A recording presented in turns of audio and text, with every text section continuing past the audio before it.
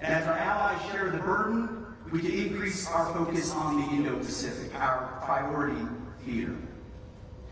You see, here in the Indo-Pacific, our futures are bound together.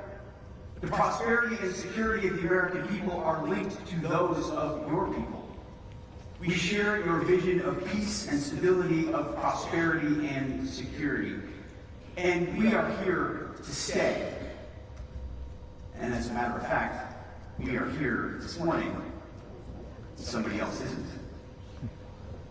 But for a generation, the United States ignored this region.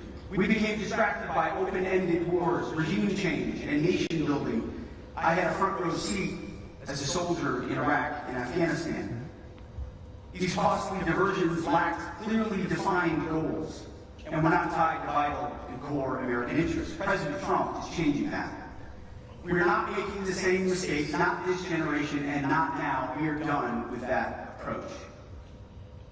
We're focused on delivering for the American people, on safeguarding their security, on protecting their economic interests, and on using common sense to preserve peace in the Indo-Pacific. You know, standing here in Singapore, I think this approach aligns quite well with the pragmatic style of Singapore's legendary Prime Minister, Lee Kuan Yew.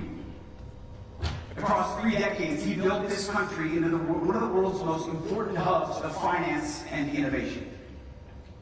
Like the late Prime Minister, President Trump's approach is grounded in common sense and national interests, built on a willingness to work with others while respecting mutual self-interest, and informed by an understanding of military strength, but shaped by a preference for engaging on the basis of commerce and sovereignty, not war.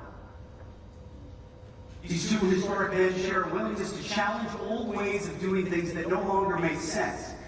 We refuse to accept any paradigm that makes conflict inevitable. As President Trump said in Riyadh, a historic speech in Saudi Arabia, America does not have or seek permanent enemies. Under President Trump's leadership, we are applying this common sense approach to defense here in the Indo-Pacific and throughout the world. And we believe the results speak for themselves. President Trump is leading European allies to step up in their own defense, as I mentioned. He is striking new, fairer trade deals that protect Americans while providing a lasting and secure basis for commerce. Not to mention resilient, anti-fragile, and reliable supply chains for our and your defense needs.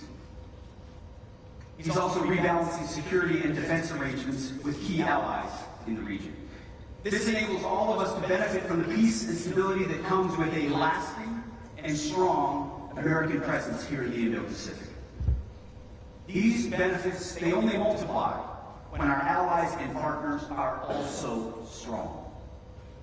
As President Trump also said in Riyadh, the United States is not interested in the moralistic and preachy approach to foreign policy of the past. We're not here to pressure other countries to embrace or adopt policies or ideologies. We're not here to preach to you about climate change or cultural issues. We're not here to impose our will on you. We are all sovereign nations. We should be able to choose the future we want to build. We respect you, your traditions, and your militaries. And we want to work with you where our shared interests align for peace and prosperity. On this sure foundation of mutual interest and common sense, we will build and strengthen our defense partnerships to preserve peace and increase prosperity. But a threat gathers. As we all know, strength and security underpin peace and enable prosperity. And our common sense approach to achieving security, achieving peace through strength, requires seeing things crystal clearly.